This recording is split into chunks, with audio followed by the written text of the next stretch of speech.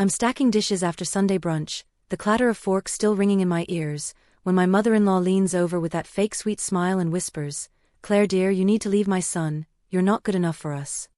My hands freeze, a spoon slipping from my grip and hitting the counter with a dull thud, while across the room, my husband Daniel chuckles at his dad's joke, clueless that his mom just torched our marriage in our own kitchen.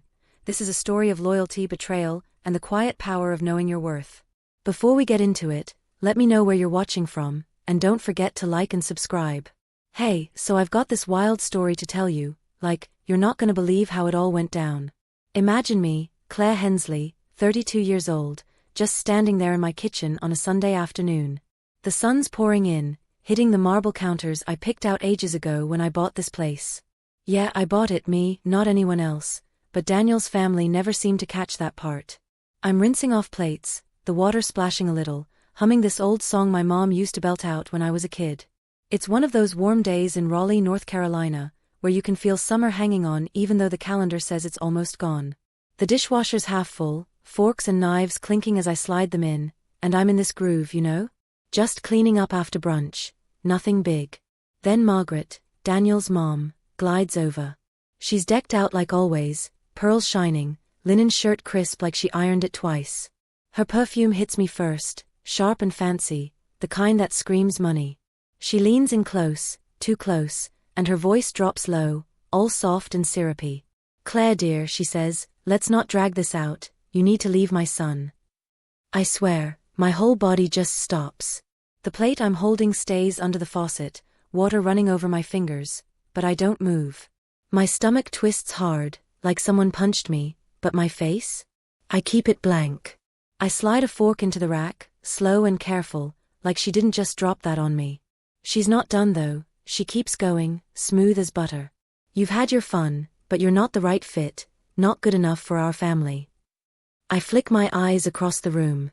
There's Daniel, my husband, 35, all easy charm and big shoulders, laughing with his dad by the fridge. He's got this deep chuckle, tossing his head back at some dumb golf story, something about a bad swing and a pond. He doesn't hear her. Doesn't see me clutching the counter edge, my knuckles turning pale against the dark stone. I can feel the heat creeping up my chest, this tight, stinging ache, but I don't let it show. Margaret's been poking at me forever, little jabs about how I grew up in some nowhere town, how I didn't go to a big-name school, how my boutique's just a cute little thing I mess with. She's always acted like I'm borrowing their life, not living my own. I grew up with my mom, just the two of us. She'd pull double shifts at this greasy diner, coming home with her apron stained and her feet aching, but she'd still sit me down and say, "You work for what you want, Claire. Nobody hands it to you." That stuck with me. I scraped by, figured things out, made my own way. Margaret, though? She spent her whole life buffing up the Hensley name like it's a trophy. To her, I'm some smudge on it. I set the plates down real slow on the counter, the clink loud in my ears, letting her words settle. She's still talking, twirling that diamond bracelet on her wrist like it's a prop. "You don't have the right background," she says. "No valuable connections. You're holding Daniel back." That's when it hits me, not just the hurt, but this spark, this shift. My chest's still burning, but I catch that smug curl on her lips, like she's already won. She thinks I'm gonna fall apart right there, maybe start crying or yelling. But I don't. I take a breath, let it out slow through my nose, and turn to her. My mouth curves up, just a little, not a big grin, just enough to throw her off. "I understand perfectly," I say, my voice steady, quiet. Then I turn, my sandals tapping on the tile, and walk out of the kitchen. I feel her eyes on me, sharp and confused, like she can't figure out why I'm not begging or breaking. Inside, my hands are trembling, my heart's pounding against my ribs, but I keep moving, through the doorway, past the big windows where the sun's still spilling in, out of her sight. She's got no clue. No idea I've been holding everything together this whole time. That house she loves showing off to her friends? Mine. Bought it cash 3 years back, fixed it up myself, picked every tile, every light fixture. Daniel's family thinks it's his, thinks I'm just along for the ride. Margaret standing there, probably brushing her hands together like she's dusted me off, thinking she's finally got me out of the picture. She doesn't know I'm not the one who's gonna lose here. I head upstairs, my fingers brushing the banister I sanded down myself, and sit on the edge of our bed, my bed really. The room's quiet, just the hum of the AC kicking on. I'm still shaking a little, but it's not fear, it's something else, something stronger. She thinks she's won this round, but I've been playing a different game all along. I don't say a word to Daniel when he comes up later. He's whistling, tossing his keys on the dresser like it's any other day. "Good brunch, huh?" he says, kicking off his shoes. I'm sitting there, flipping through a magazine I don't even care about, and I just hum a little. "Yeah, real good," I say, keeping my voice light. He flops onto the bed beside me, stretching out, his arm brushing mine.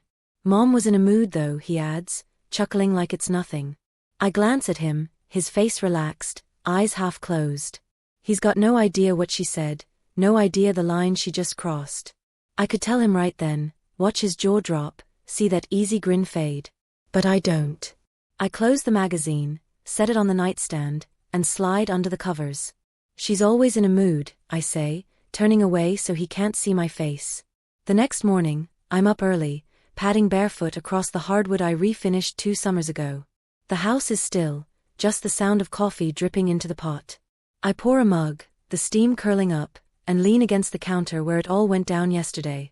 My fingers trace the cool marble, and I can still hear her voice, that fake sweetness cutting through me. But now, in the quiet, it's different. I'm not just hurt, I'm awake.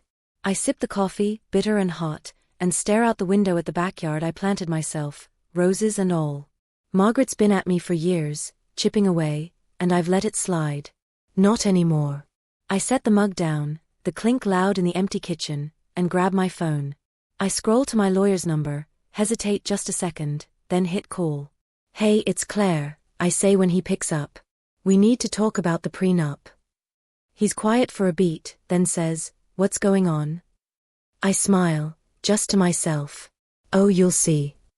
Downstairs, Daniel's still asleep, snoring soft like nothing's wrong. I glance at the clock, 7:12 a.m.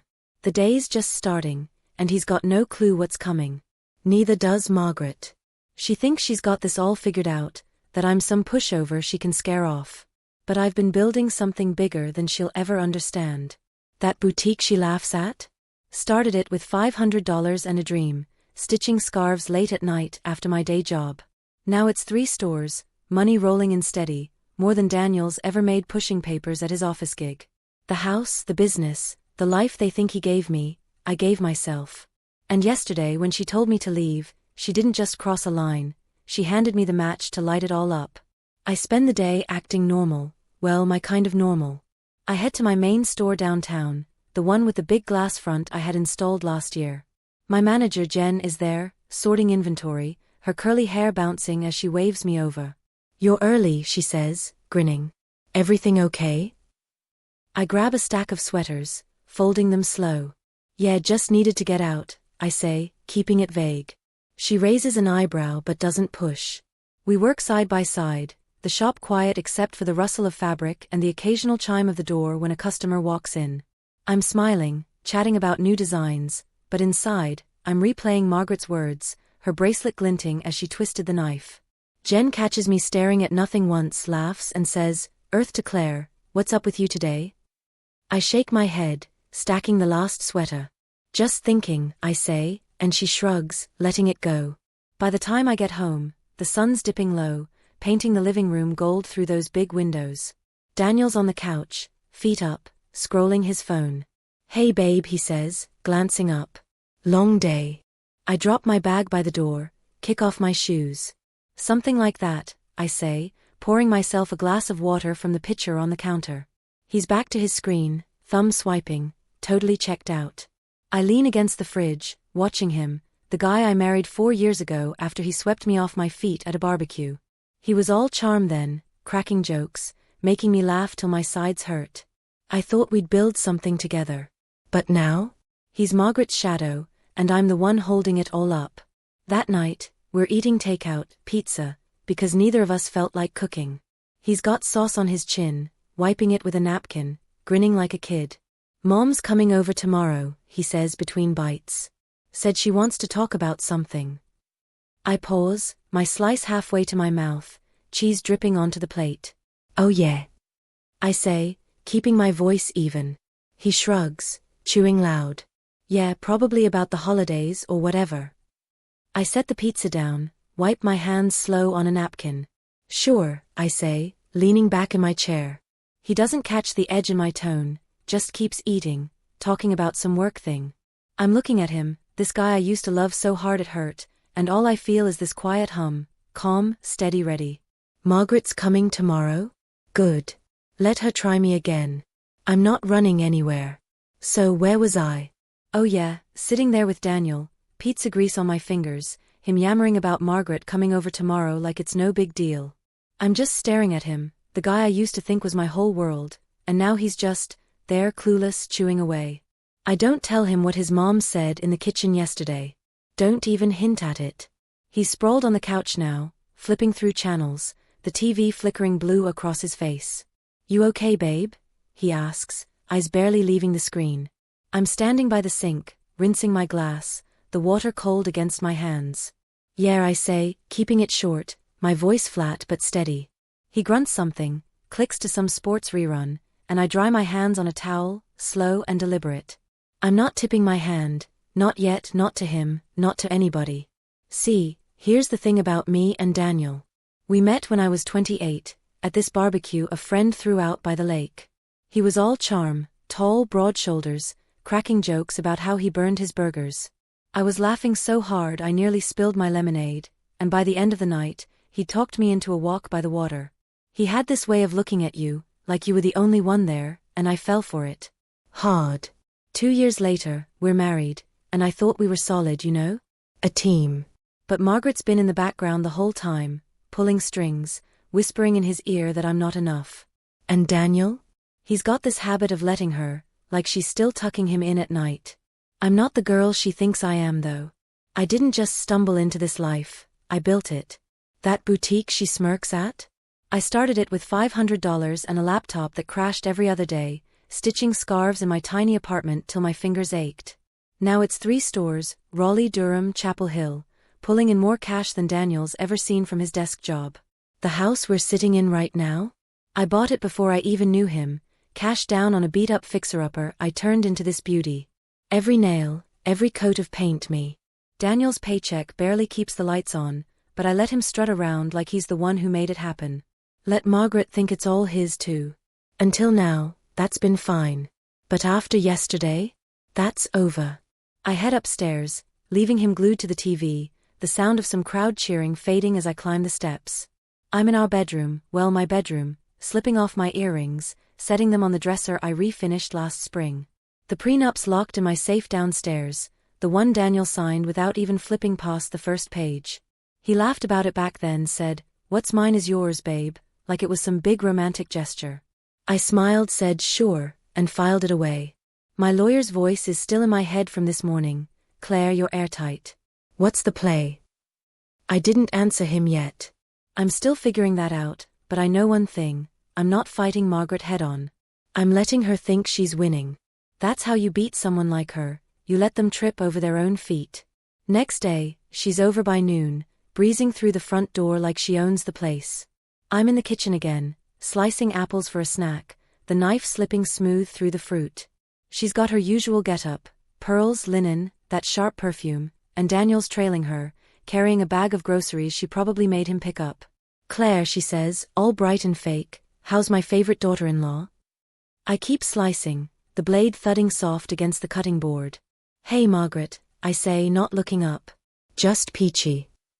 She laughs, this little trill that grates my ears, and sets her purse on the counter, right where I'm working, like she's claiming it.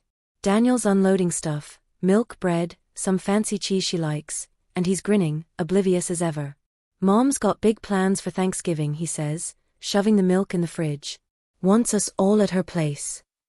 "Oh, does she?" I say, popping an apple slice in my mouth, chewing slow. Margaret's watching me, her smile tight around the edges. "Of course," she says, brushing her bracelet with her fingers. "Family time, you know. Tradition." I hum a little, grab another slice, and let the silence stretch. She shifts, just a bit, her heels clicking on the tile as she steps closer to Daniel. "Speaking of family," she says, leaning into him, "Claire doesn't really get our lifestyle, does she, sweetheart?" My knife pauses mid-cut, but I don't flinch. Daniel laughs, shaking his head. Mom, relax, he says, pulling the cheese out of its wrapper. She's fine. But I catch it, the quick flicker in his eyes, the way he glances at her, then away. He's listening. He always does. I finish the apples, slide them onto a plate, and wipe my hands on a dish towel. Anyone want some? I ask, holding it out. Margaret waves a hand, dismissive. No dear, I'm watching my figure. Daniel grabs a couple slices, crunching loud. Thanks babe, he says, and I smile, just enough to keep it easy. But inside, I'm clocking everything. She's ramping it up, testing him right in front of me. I let it play out, washing the knife in the sink, the water splashing over my fingers. Later, we're all in the living room, me on the armchair, them on the couch. She's going on about some country club thing, dropping names I don't know, and Daniel soaking it up, chiming in with, "Oh yeah, I remember that guy." I'm quiet, sipping water, watching her lean into him, her voice dipping low every now and then. "Wouldn't you be happier with someone who fits, Daniel?" she says once, soft enough I could pretend I didn't hear. He chuckles, pats her hand. "You're too much, Mom." But that flickers back in his eyes. That night, I'm in bed, a book open on my lap, the lamp casting a warm glow over the pages. Daniel's brushing his teeth, the bathroom door cracked, water running. I hear footsteps in the hall. Margaret, staying over, said she didn't feel like driving back. Then her voice, sharp and low, cuts through the quiet. "She's not right for you, Daniel." I freeze, my finger pressed against the page. "Divorce her now," she says, "and I'll make sure you walk away with everything." My breath catches, sharp in my throat, but I don't move. The water shuts off, and Daniel's voice comes, muffled, too quiet to make out. I strain to hear, but it's just a mumble, something about later or we'll see. The hall goes silent, and he shuffles back in, climbing into bed beside me. "Mom's intense tonight," he says, yawning, tugging the blanket up. I close the book, set it on the nightstand with a soft thud. "Yeah," I say, sliding down, turning my back to him. "She is." He's asleep in minutes, his breathing slow and heavy. I lie there, eyes open, staring at the wall where the paint's just a shade off-white. I picked it, rolled it on myself. My chest's tight again, but it's not hurt now, it's something else, something colder. She's not just poking anymore, she's pushing hard. And Daniel's not shutting it down. I roll over, grab my phone off the charger, and text my lawyer under the covers. She's telling him to leave me. What's next? The screen glows back a minute later. Sit tight. We've got this. I lock the phone, set it down, and pull the blanket higher. I'm not fighting this, not the way she expects. I'm letting them think they've got me cornered. They don't know I've already got the upper hand. Next morning, I'm up before either of them, brewing coffee in the kitchen. The machine gurgles, filling the air with that rich smell, and I'm leaning against the counter, mug in hand, when Daniel stumbles in. He's rubbing his eyes, hair a mess, wearing the same t-shirt he slept in. "Morning," he says, grabbing a cup. "You're quiet today." I sip my coffee, the heat stinging my lips. "Everything's perfect," I say, smiling just enough to keep it light. He pours his own, splashing a little on the counter, and leans beside me, scrolling his phone with one hand. "Mom's still asleep," he says, thumb swiping. "Guess she wore herself out last night." I hum, blowing steam off my mug. "Guess so." He doesn't catch the edge in my voice, just keeps scrolling, sipping loud. I watch him, this guy I used to build dreams around, and feel nothing but calm. He's got no idea I've already made my move. The day drags on, normal as anything. Margaret's up by 10, flouncing around in a silk robe she brought over, sipping tea I didn't offer to make. She's all smiles, chatting about her plans, dropping more hints to Daniel about finding his happiness. I'm folding laundry in the living room, pairing socks, letting her voice wash over me like static. Daniel's half listening, playing some game on his phone, grunting every now and then. I catch her eye once, and she smiles, sharp, like she's daring me. I smile back, folding a towel slow and neat, and she looks away first. By afternoon she's gone, kissing Daniel's cheek, patting my arm like I'm a good little pet. "See you soon, Claire," she says, her heels clicking out the door. I wave, shut it behind her, and lean against it, the wood cool on my back. Daniel's on the couch again, flipping channels. She's something else, he says, laughing. Yeah, I say, heading upstairs. She sure is. I spend the next few days quiet, moving through the house like a ghost. Daniel doesn't notice, he's too busy with work, golf, whatever. I'm at the boutique more, pouring myself into orders, sketching new designs on napkins when Jen's not looking. She catches me once, says, "You're on fire lately, what's up?" I shrug, tucking the napkin away. "Just feeling it," I say, and she grins, letting it drop. But every night, I'm back home, cooking dinner, smiling at Daniel like nothing's changed. He's chatting about his day, some coworker who ticked him off, and I'm stirring pasta, humming along. Inside, I'm counting down. Margaret's words are still there, looping in my head, not good enough, leave my son, but they don't sting anymore. They're fuel. My lawyer texts me updates, prenup solid. Assets locked. Your call. I don't reply yet. I'm waiting, letting her dig deeper, letting Daniel waver. They think they're in control. They're so wrong. Okay, so things are rolling now, and I'm still keeping it all under wraps, moving through the days like everything's fine. It's been a week since Margaret's big visit, and I'm at home, stirring a pot of spaghetti sauce, the kitchen smelling like tomatoes and garlic.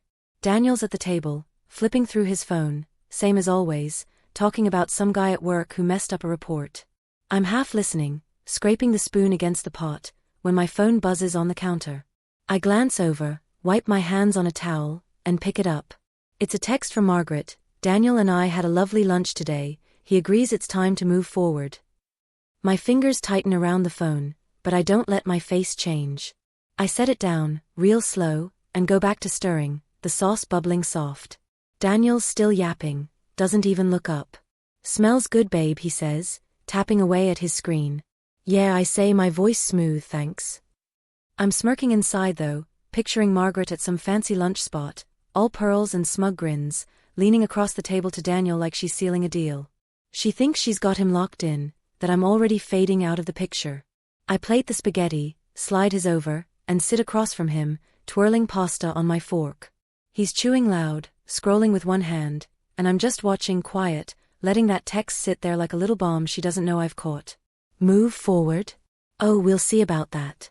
After dinner, I'm cleaning up, stacking plates in the sink, when he stretches and says, "Gonna hit the shower." I hum a little, running water over the dishes, and he shuffles off, leaving me alone with the hum of the house I built. That night, I'm wide awake, lying in bed while Daniel snores beside me, his arm flung across the pillow. I slip out, barefoot, and head downstairs, the hardwood cool under my feet.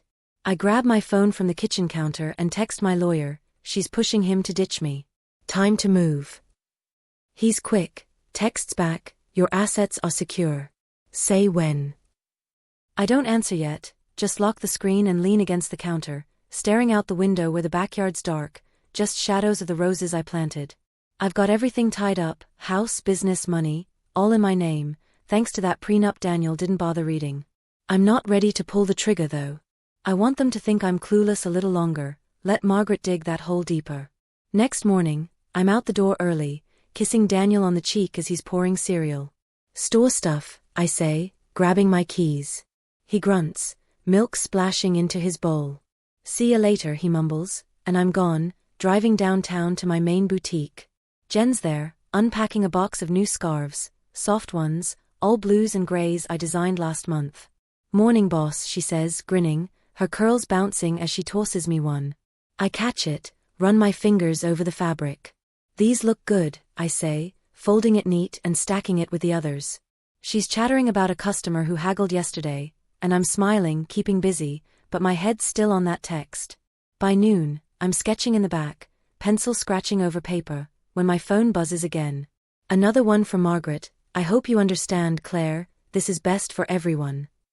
I laugh, sharp and quiet, and text back, "I understand perfectly." I can see her now, sipping tea, thinking I'm crumbling. She's got no idea. I'm home by 6, but I don't stay. Daniel's on the couch, flipping channels again, and I grab a suitcase from the closet upstairs. He doesn't hear me packing, jeans, shirts, a couple dresses, quiet and quick. I'm not running, I'm setting the stage. When he finally comes up, I'm zipping it shut, and he stops in the doorway, rubbing his hands together, this nervous tick he's got. Hey babe, he says, shifting his weight. Can we talk? I turn, lean against the bed, arms crossed. Sure, I say, keeping it light. He sits on the edge of the mattress, running his fingers through his hair. It's just, we want different things, he says, like he's reading off a script. I tilt my head, waiting. Who's we? I ask, just to mess with him. He stumbles, you know me and me. I bite back a laugh, keep my face straight. Oh, I say, picking up a sweater, folding it slow. He's watching me, waiting for something, tears maybe, or me yelling. If that's what you want, I say, tucking the sweater in the suitcase. His jaw drops a little. You're not upset? He asks, voice cracking just a bit. I zip the bag, sling it over my shoulder. Why would I be? I say, brushing past him. He's on his feet now, following me to the stairs. Claire, wait, I don't mean you have to leave tonight, he says, tripping over his words. I just meant, I cut him off with a look, keep walking, my sandals tapping down the steps. I'll give you some space, I say, grabbing my keys off the hook by the door. He's standing there, mouth open, as I step out into the dusk, the air warm and thick. I don't look back, just toss the suitcase in my car and drive off, the house shrinking in the rear view. I check into a hotel downtown, the fancy one Margaret's always bragging about, big chandeliers, marble floors, the works. I'm in my room by 8, kicking off my shoes, pouring a glass of wine from the minibar. The balcony's open, city lights twinkling below, and I'm sipping slow, letting the quiet settle. My phone buzzes, Daniel this time, where are you? I don't answer. Another one, an hour later, Claire, call me. I sip again, lean on the railing, the breeze tugging at my hair. Next morning, it starts for real. He texts at 9, Claire, something's wrong with the house. I smirk, set the phone down, and order coffee from room service. By noon he's freaking out, why's the bank saying my name isn't on the mortgage? Oh buddy, there it is. He's finally feeling the ground shift, and I'm just sitting here, watching it happen. I spend the day at the hotel, working from my laptop, emails, orders, a call with Jen about the new scarves. You okay? She asks, voice soft through the speaker. Yeah, I say, typing fast. Just taking a breather. She laughs, well, don't breathe too long, we need you. I grin, hang up, and check my phone again. Daniel's called 3 times, left a voicemail I don't listen to. My lawyer texts, he's digging now. Bank's stonewalling him. What's the word? I sip my coffee, the cup warm in my hands, and text back, let him stew. I'm not rushing this. Margaret's probably cackling somewhere, thinking she's got Daniel free and clear, planning his next perfect wife. I lean back in the chair, the city humming below, and feel this buzz, not anger, not even sadness, just this steady hum of knowing. They're scrambling, and I'm the one with the reins. That night, I'm on the balcony again, wine in hand, when my phone lights up, Daniel calling. I let it ring, watching the screen glow, then go dark. He tries again, and I just sip, the glass cool against my lips. By midnight, he's texting, Claire, please, we need to talk. I lock the phone, set it on the table, and step back inside, sliding the balcony door shut. The room's quiet, just the hum of the AC, and I'm lying on the bed, staring at the ceiling, that prenup flashing in my head. He signed it, thinking it didn't matter, thinking I'd never use it. Margaret's pushing him, sure he'll walk away with everything, house, money, the life she thinks he deserves. They don't know it's all mine, always has been. I pull the blanket up, close my eyes, and smile into the dark. They're digging that hole, and I'm just standing by with the shovel, waiting for them to fall in. So here I am, stretched out on this hotel bed, the blanket pulled up to my chin, smiling into the dark like I've got a secret nobody else knows. Which, I guess, I do. Daniel's blowing up my phone, texting and calling like he's finally figured out something's off, but I'm not biting, not yet. I let him stew all night, those messages piling up, and when I wake up, the sun's sneaking through the curtains, hitting the carpet in thin gold stripes. I roll over, grab my phone off the nightstand, and scroll through. Claire, we need to talk. What's going on with the house? Call me, please.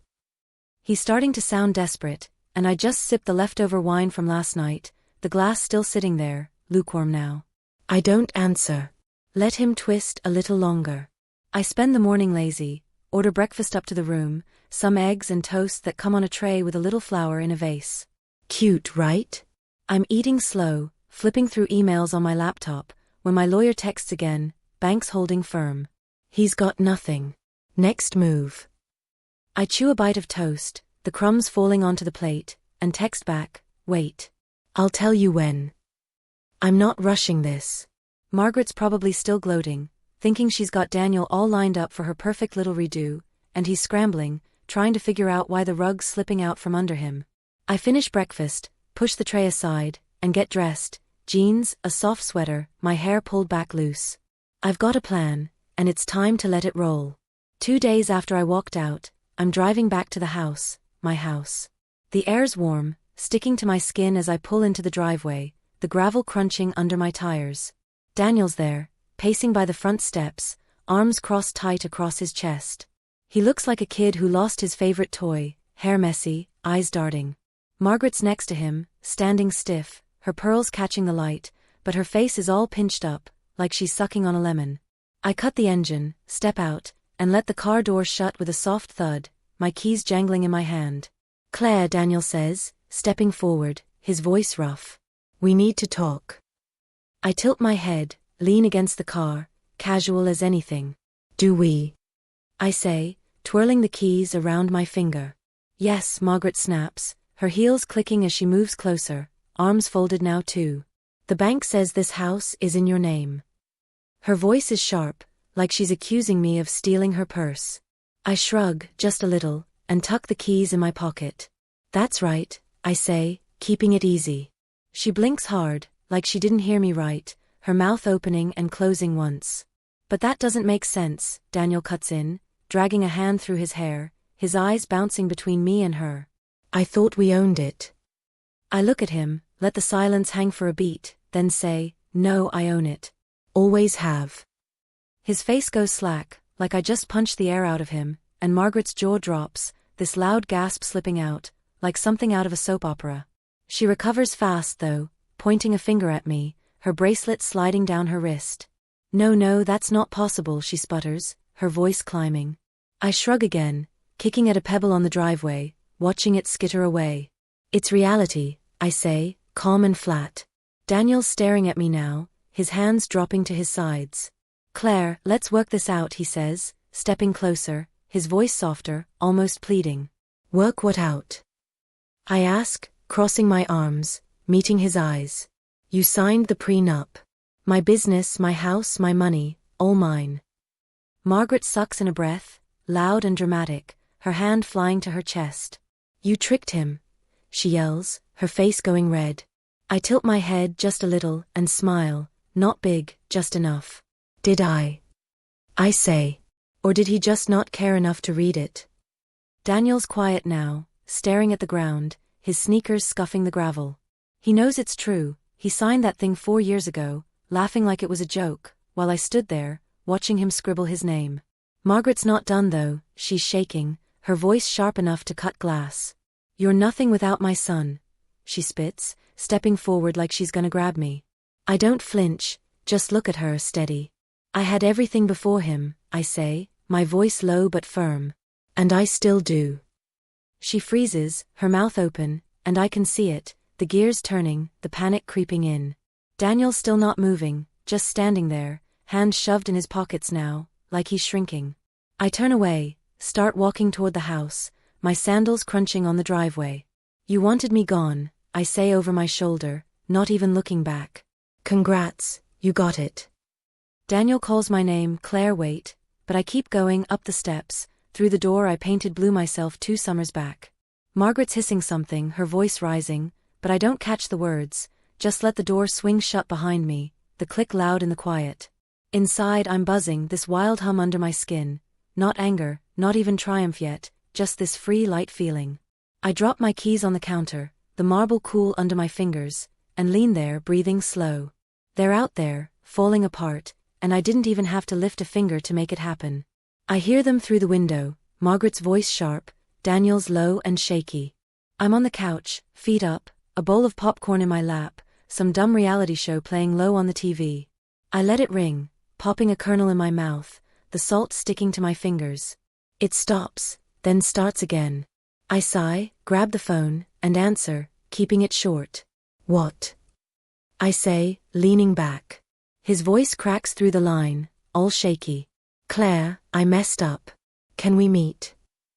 I crunch another piece of popcorn, loud enough he probably hears it. No, I say, flat and simple. He's quiet for a second, then, please, I don't know what to do. I lick the salt off my thumb, set the bowl aside. Goodbye, Daniel, I say, and hang up, tossing the phone onto the cushion next to me. It buzzes again, text this time, I didn't mean for this. I don't even open it, just mute the thing and turn the TV up, the contestants yelling about some burned cake. 2 days later, I'm at my main boutique behind the counter, ringing up a customer, some lady buying a scarf and a sweater, chatting about her daughter's birthday. The bell over the door jingles, and I look up, expecting Jen or another regular. Nope. It's Margaret, storming in, her heels clicking fast on the wood floor I sanded myself. She's past my assistant Tara, before she can say a word, and slams her hands on the counter, the glass rattling under her palms. The customer jumps, grabs her bag, and scurries out, mumbling a thanks. I finish the receipt, tear it off slow, and look up at her, calm as anything. Margaret, I say, folding my arms. Her face is red, eyes wild, pearls swinging as she leans in. You ruined my son, she yells, loud enough Tara flinches in the back. I don't move, just lean forward a little, resting my elbows on the counter. No, Margaret, I say, my voice low, steady. You did. She blinks, her mouth opening like she's got a comeback, but I keep going. You told him to leave me, promised him better. Look where it got him. Her hands slide off the counter, and she steps back, stumbling a little, her heel catching. He's got nothing now, I say, straightening up. No job, no house, because of you. She's trembling, her lips pressed tight, and I can see it, the realization hitting hard. Get out of my office, I say, pointing to the door, my voice still calm but firm. She stares at me, chest heaving, then turns, her heels clicking slower now, and walks out, the bell jingling as the door swings shut. I let out a breath, long and slow, and Tara peeks out from the back wide-eyed. Holy crap, Claire, she says, stepping forward. You okay? I grab a stack of receipts, start sorting them, my hands steady. Yeah, I say, smiling a little. Just fine. She shakes her head, laughing nervous, and goes back to unpacking boxes. I finish the receipts, the shop quiet again, just the hum of the AC and the rustle of tissue paper. Margaret's gone for now at least, and I'm still standing, the buzz in my chest stronger than ever. She thought she could break me, but she broke him instead, and I'm not even sorry. That night's my boutique's anniversary party, 1 year since I opened the flagship store here in Raleigh. I'm in the back, slipping into a black dress, pearls around my neck, yeah, pearls, just for the kick of it, and heels that click when I walk. The place is glowing, string lights draped over the racks, a table with champagne and little sandwiches Jen insisted on. Friends are there, customers too, laughing and sipping, the air warm and full of chatter. I'm pouring a glass, the bubbles fizzing up, when someone taps my shoulder, Melissa, this girl Margaret used to parade around, saying she'd be perfect for Daniel. She's hovering, her blonde hair tucked behind her ears, looking like she'd rather be anywhere else. Hey Claire, she says, her voice soft, hands twisting together. I turn, sip my champagne, and wait. I owe you an apology, she says, glancing down at her shoes. I raise an eyebrow, lean against the counter. For what? She swallows, meets my eyes quick, then looks away. I believed her, Margaret. Thought you were the problem, that you were disposable. She pauses, bites her lip. Then I saw what she did to Daniel, and I realized that could have been me. I take another sip, the glass cool against my lips, and let her words hang there. You're lucky, I say finally, setting the glass down. You got out before it was too late. She exhales, shoulders dropping, and manages a small smile. I heard about your success, she says. Wanted to see it. I gesture around, the lights, the crowd, my empire. Well, I say smirking, welcome to the little shop Margaret tried to laugh off. She laughs, quiet, and steps back. She underestimated you, she says. Yeah, I say, picking up my glass again. She did. The party's winding down, and I step outside, the air soft and warm against my skin. I'm holding my champagne, the glass sweating a little, and looking up at the sky, stars faint over the city glow. A year ago, Margaret told Daniel to ditch me, thinking I'd fade out, some small town nobody she could erase. Now he's got nothing, jobless, broke, stuck with her, and she's powerless, all her scheming blown up in her face. I'm thriving, house, business, life, all mine, built by me. She ruined him, not me, and I walked away with everything she wanted, this champagne in my hand sharper than anything she'll ever taste. It's too late for her, way too late, and I'm just getting started. I sip slow, the bubbles popping on my tongue, and smile into the night. This is mine, and I'm not letting go. What do you mean it's hers, he's saying, and she's snapping back, this can't be right, we'll fix this. I grab a glass from the cabinet, fill it with water, and sip slow, the cold sliding down my throat. My phone buzzes in my pocket. My lawyer, heard from his side yet? I text back, just now. They're freaking out. He replies quick, good. You're set. Call if you need me. I set the phone down, walk to the living room, and flop onto the couch, the one I picked out, the one I paid for. The cushions sink under me, soft and familiar, and I stretch out, staring at the ceiling I painted white when we first moved in. Outside, the car doors slam, first one then another, and the engine starts, tires crunching as they peel out. I don't get up to look. I just lie there, the house quiet around me, the hum still buzzing in my chest. They're crumbling, and it's not my mess to clean up. I think about Daniel, how he stood there, letting Margaret run the show, not even asking me what was going on. And her years of her little digs, her you're not enough jabs, all crashing down now. I finish the water, set the glass on the coffee table, and grab my phone again. No new texts, no calls. Good. I'm not here to chase them, they're the ones running now. Next day, I'm back at the boutique, sorting through a shipment with Jen. She's humming some pop song, stacking shirts, while I'm folding scarves, the fabric soft under my hands. You're quiet today, she says, glancing over. I smile, tucking a scarf into place. Just thinking, I say, and she laughs, always are. My phone stays quiet, no Daniel, no Margaret.